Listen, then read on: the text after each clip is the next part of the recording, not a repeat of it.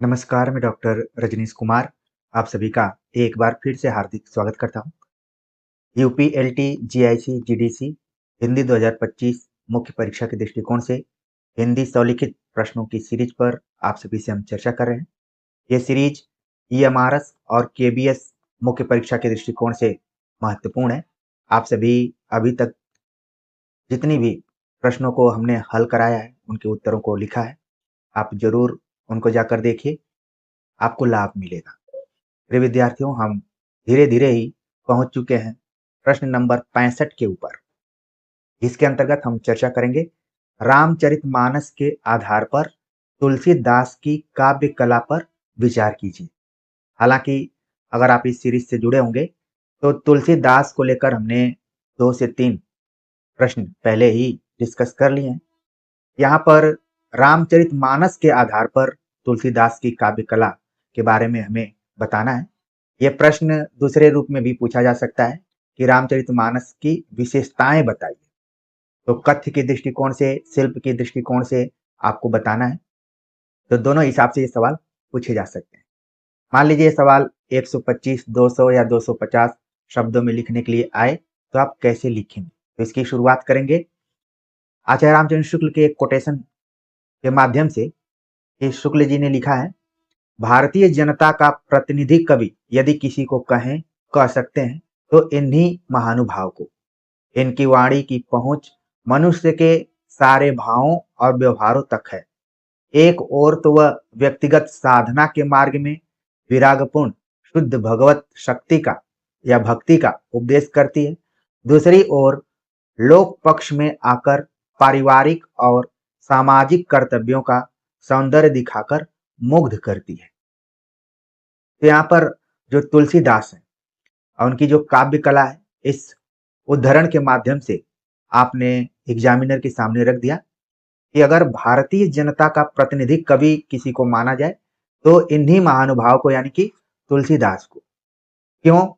क्योंकि इनकी वाणी की पहुंच मनुष्य के सारे भावों और व्यवहारों तक है।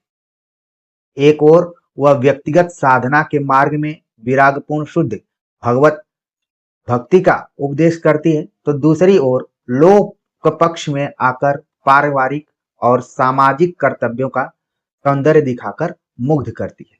यानी भक्ति भावना के साथ ही आप देखेंगे कि जो पारिवारिक और सामाजिक दायित्व हैं, कर्तव्य हैं, उनको भी जोड़ने का प्रयास तुलसीदास करते हैं। तो शुक्ल जी का मूल्यांकन रहा है तुलसीदास को लेकर।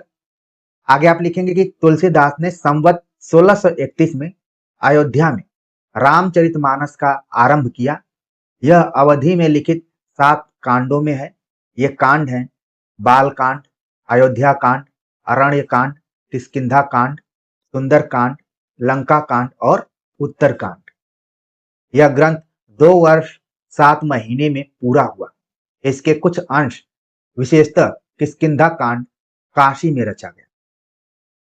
आप देख रहे हैं कि एक एक वाक्य आपकी परीक्षा के दृष्टिकोण से, आपकी जानकारी के दृष्टिकोण से एकदम से कसा हुआ है।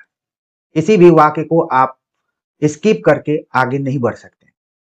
आपने अभी तक रामचरितमानस को लेकर जितने भी तथ्यों को याद किया होगा, हमने एक पैरा में उसको रख दिया है। ठीक है, आगे आप बताएंगे कि मानस में तुलसीदास ने राम के जीवन के सभी पक्षों का चित्रण करके भक्ति को लोक पक्ष से जोड़ा है। इसके बालकांड में संत समाज का लंबा रूपक है। उत्तरकांड में उन्होंने ज्ञान की अपेक्षा भक्ति को कहीं अधिक सुसाध्य और आशु फलदायिनी कहा है। रचना कौशल, प्रबंध पटुता, सहृदयता इत्यादि सब गुणों का समाहार रामचरितमानस में मिलता है। इसकी काव्यगत विशेषताएं निम्नलिखित है। तो रामचरितमानस की जो सामान्य विशेषताएं हैं वो धीरे धीरे आपके दिमाग में बैठने लगी होंगी कि 7 कांडों में विभक्त ये महाकाव्य है, जिसको कि प्रबंध काव्य भी कई बार कहा जाता है। इसमें राम के जीवन के सभी पक्षों का चित्रण किया गया है और साथ में राम के प्रति जो भक्ति रही और उसको लोक पक्ष से जोड़ने का प्रयास किया गया है। बाल कांड में संत समाज का एक रूपक दिया गया है और उत्तरकांड, जो कि रामचरितमानस के महत्वपूर्ण कांडों में से एक है, जिसमें ज्ञान की अपेक्षा भक्ति को अधिक महत्व दिया गया है और इस कांड को लेकर कहा गया सुसाध्य और आशु फलदायिनी। ठीक है, अगर हम रचना कौशल के दृष्टिकोण से देखें, प्रबंध पटुता के दृष्टिकोण से देखें या फिर सहृदयता, सभी गुणों का समाहार रामचरितमानस में मिलता है।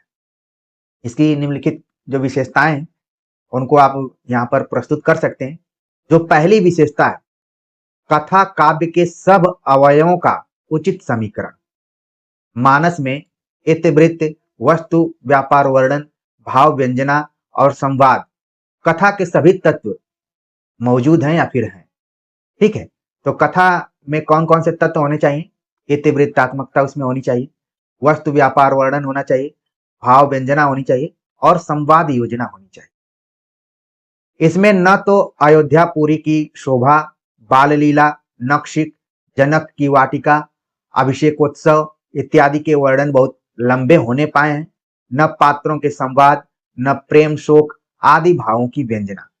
इतिवृत्त की श्रृंखला भी कहीं से टूटती नहीं है, वो लगातार आगे एक दूसरे से जुड़ी हुई बढ़ती रहती है। तो रामचरितमानस की जो सबसे पहली विशेषता है, या कहें कि तुलसीदास की जो काव्य कला की पहली विशेषता है, कथा काव्य के सब अवयवों का उचित समीकरण। न किसी में अधिकता है और न किसी में कोई अभाव है। क्या है? उचित समीकरण का प्रयोग किया गया है। चाहे इतिवृत्त की बात करें, वस्तु व्यापार वर्णन की बात करें, भाव व्यंजना की बात करें या फिर संवाद तत्व की बात करें। दूसरी जो विशेषता रही है, कथा के मार्मिक स्थलों की पहचान। तुलसीदास को मानस के मार्मिक स्थलों की पहचान है जो मनुष्य मात्र के हृदय को स्पर्श करने वाले हैं, जैसे जनक की वाटिका में राम सीता का परस्पर दर्शन, राम वन गमन, दशरथ मरण, भरत की आत्मग्लानि, वन के मार्ग में स्त्री पुरुषों की सहानुभूति, युद्ध, लक्ष्मण को शक्ति लगना इत्यादि। यहां पर तुलसीदास ने रामचरितमानस के माध्यम से जो कथा के मार्मिक स्थल है उसकी पहचान करते हैं। ये भी किसी भी कवि के लिए उसकी बहुत बड़ी विशेषता हो सकती है। जैसे आप सभी यहाँ पर इस सीरीज से जुड़े हुए हैं, तो शिक्षक के अंदर भी होना चाहिए कि कौन से प्रश्न महत्वपूर्ण है। अगर प्रश्नों की पहचान शिक्षक को नहीं होगी तो फिर आपको इससे जुड़ना सार्थक नहीं होगा, बल्कि निरर्थक हो जाएगा। उसी तरीके से आप देख रहे हैं कि तुलसीदास को पूरा पता है कि कथा के जो मार्मिक स्थल हैं जहां पर पाठक ठिठक कर रुक सकते हैं, वो है जनक की वाटिका में राम सीता का जो आपस में मिलन होता है, फिर राम को वन जाने का जो आदेश है, फिर दशरथ की जो व्याकुलता है, इसके बाद वो इस दुनिया को छोड़ जाते हैं, भरत की आत्मग्लानि, भरत को बार बार अपनी मां के निर्णय को लेकर आत्मग्लानि है कि उन्होंने इस तरीके का क्यों किया, फिर वन मार्ग में जब राम सीता लक्ष्मण इत्यादि जाते हैं तो स्त्री पुरुषों की जो सहानुभूति है, फिर राम रावण युद्ध है, लक्ष्मण को शक्ति लग जाती है, आदि जितने भी प्रसंग आए हैं, कहीं न कहीं रामचरितमानस के मुख्य और मार्मिक प्रसंगों में से एक है। तो ये रामचरितमानस की एक खास विशेषता है और तुलसीदास की भी काव्य कला है। तीसरी विशेषता आप बताएंगे कि प्रसंगानुकूल भाषा का प्रयोग, यानी कि किस समय किस भाषा का प्रयोग करना है, कहां पर संस्कृत निष्ठ अवधि का प्रयोग करना है, कहां पर ठेठ अवधि का प्रयोग करना है। शुरू में हमने आपको बता दिया कि रामचरितमानस अवधि में लिखित है, तो तुलसीदास ने प्रसंगों और पात्रों के अनुकूल भाषा का प्रयोग किया है। किस स्थल पर विद्वानों या शिक्षितों की संस्कृत मिश्रित भाषा रखनी चाहिए और किस स्थल पर ठेठ बोली का प्रयोग करना चाहिए। घरेलू प्रसंग समझकर कैकेयी और मंथरा के संवाद में उन्होंने ठेठ बोली और स्त्रियों में विशेष चलते प्रयोगों का व्यवहार किया है। अनुप्रास की ओर प्रवृत्ति तो सब रचनाओं में स्पष्ट लक्षित होती है। तो तुलसीदास जहां मार्मिक स्थलों की पहचान करते हैं, वहीं दूसरी तरफ आप देख रहे हैं कि उनको मालूम है कि किस पात्र से किस प्रसंग में कैसी भाषा का प्रयोग कराना है। अगर कोई एलिट क्लास का है तो संस्कृत निष्ठ अवधि का प्रयोग कर रहा है, अगर कोई ग्राम से जुड़ा हुआ या फिर नीची क्लास का है तो वो ठेठ बोली का प्रयोग कर रहा है। और वो कौन सी बोली है? अवधि। आपको ध्यान रखना है, क्योंकि जब ठेठ अवधि की बात आएगी तो आपके दिमाग में एक और कवि का नाम आना चाहिए, मलिक मोहम्मद जायसी। उन्होंने भी ठेठ अवधि में पद्मावत लिखा हुआ है। कई बार आपसे इंटरव्यू इत्यादि में पूछा जा सकता है कि क्या तुलसीदास ने केवल संस्कृत निष्ठ अवधि का प्रयोग किया है या फिर ठेठ बोली का भी कहीं कहीं प्रयोग किया है। तो आप कॉन्फिडेंस के साथ कह सकते हैं कि रामचरितमानस की एक खास विशेषता है प्रसंगानुकूल भाषा का प्रयोग। तुलसीदास ने जैसा देश काल वातावरण देखा है उस हिसाब से भाषा का भी प्रयोग करवाया है पात्रों के माध्यम से प्रसंग के संदर्भ में। तो पता चल जाएगा कि आपने अच्छे से रामचरितमानस पढ़ा है और जिससे भी आपने मार्गदर्शन लिया है वहां से भी सटीक जानकारी आपको मिली हुई। अगली विशेषता बताएंगे कि श्रृंगार रस का शिष्ट मर्यादा के भीतर बहुत ही व्यंजक वर्णन। वैसे आप देखेंगे श्रृंगार रस आदिकाल से ही कवियों ने इसका प्रयोग किया हुआ है, भक्ति काल में भी हुआ और रीति काल में जो शिष्ट मर्यादा थी वो एकदम से तोड़कर बहुत आगे निकल गई थी। लेकिन तुलसीदास की हमेशा ये कोशिश रही कि श्रृंगार का वर्णन करें तो शिष्ट मर्यादा में रहे, कहीं अश्लीलता का उसमें आरोप या फिर झलक न दिखाई दे। तुलसीदास का ध्यान श्रृंगार वर्णन शिष्ट मर्यादा के भीतर करने का ही रहा है। जैसे अगर राम सीता को देखते भी हैं तो सीधे सीधे नहीं देखते हैं बल्कि अंगूठी में देखते हैं।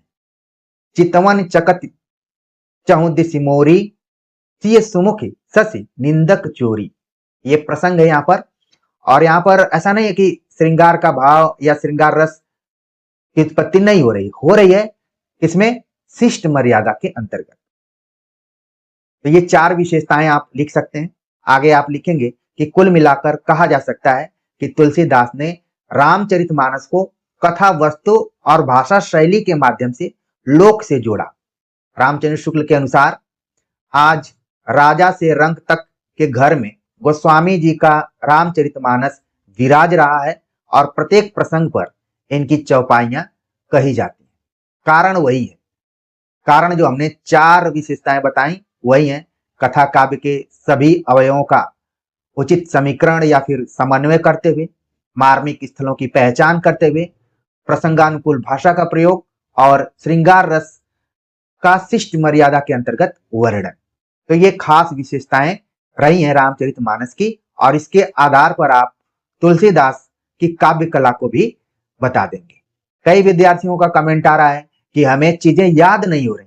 अगर आप याद करने की कोशिश करेंगे तो थोड़ी सी मुश्किल हो सकती है, बेचैनी भी हो सकती है, परेशानी भी हो सकती है। चीजों को समझिए। जिस तरीके से हमने इसका वाचन किया है, करने के लिए तो इसको दिन भर हम पढ़ा सकते हैं, अलग अलग तरीके से इसकी विशेषताएं बता सकते हैं, लेकिन वो मैराथन प्रयास आपके काम में नहीं आने वाला है। जो मेन चीजें थी आप बातों ही बातों में अपने दिमाग में बैठा लिए होंगे। आपको लगा होगा कि हमने रामचरितमानस के बारे में तो बहुत कुछ पढ़ा था, लेकिन कम समय में और कम शब्दों में जो हमें लिखना चाहिए एग्जाम हॉल में, हमारे लिए यहाँ महत्वपूर्ण रूप से बता दिया गया है। तो प्रिय विद्यार्थियों, लगातार आप लिखने का प्रैक्टिस कीजिए। और जहां तक कथन इत्यादि याद करने की बात है, अगर आप इसको भारी मन से याद करेंगे तो याद नहीं होगा। आप एक कॉपी पर नोट कीजिए, क्योंकि हम क्यों ये कथन बताते हैं, कथन इसलिए बताते हैं कि आपका उत्तर प्रभावशाली हो, लगे कि आपने मूल किताबों को पढ़ा है। और खासतौर से हमारी कोशिश ये रहती है कि सरल तरीके से बताया जाए। बहुतों के नोट्स को आप देखेंगे, लगेगा कि उसमें पांडित्य पूर्ण प्रदर्शन किया गया, लेकिन यहाँ पर आप कोई भी पैराग्राफ उठाकर देखिए, ऐसा नहीं है कि आपको पैराग्राफ समझ में नहीं आए। इसी प्रश्न की बात हम नहीं कर रहे हैं। अब तक जितने भी हमने 65 सवालों की चर्चा की है, इस उम्मीद के साथ की है कि जैसे अगर हम परीक्षार्थी होते तो कैसे चीजों को लिखते या फिर याद करते। तो हमने तो बहुत सरलता को ध्यान में रखा हुआ है। अब इतना सटीक और सरल तरीके से चीजें आपको नहीं समझ में आएंगी तो थोड़ी सी चिंता हो सकती है, लेकिन अगर आप वक्त देते हैं, समय देते हैं, चीजों को समझने का प्रयास करते हैं, तो निश्चित तौर पर आपकी तैयारी अच्छी होगी, आपका कॉन्फिडेंस बढ़ेगा और आप प्रसन्नचित होकर एग्जाम हॉल में उत्तर लिखेंगे और आपकी कलम भी जवाब नहीं देगी, लगातार चलती रहेगी। आपके जो वहाँ बैठे हुए पड़ोसी होंगे, उनको लगेगा कि भाई ये आज क्या खाकर आया है, या फिर कौन सा मंत्र पढ़कर आया है कि लगातार लिखते जा रहा है, लगातार लिखते जा रहा है। उसको क्या पता है कि वो अनुराज हिंदी एकेडमी का विद्यार्थी है और मेहनत करना ही उसको सिखाया गया है। तो प्रिय विद्यार्थियों, बातें बहुत हैं। उम्मीद है कि प्रश्न का उत्तर समझ में आ गया होगा। मिलते हैं एक नए टॉपिक के साथ, तब तक के लिए नमस्कार।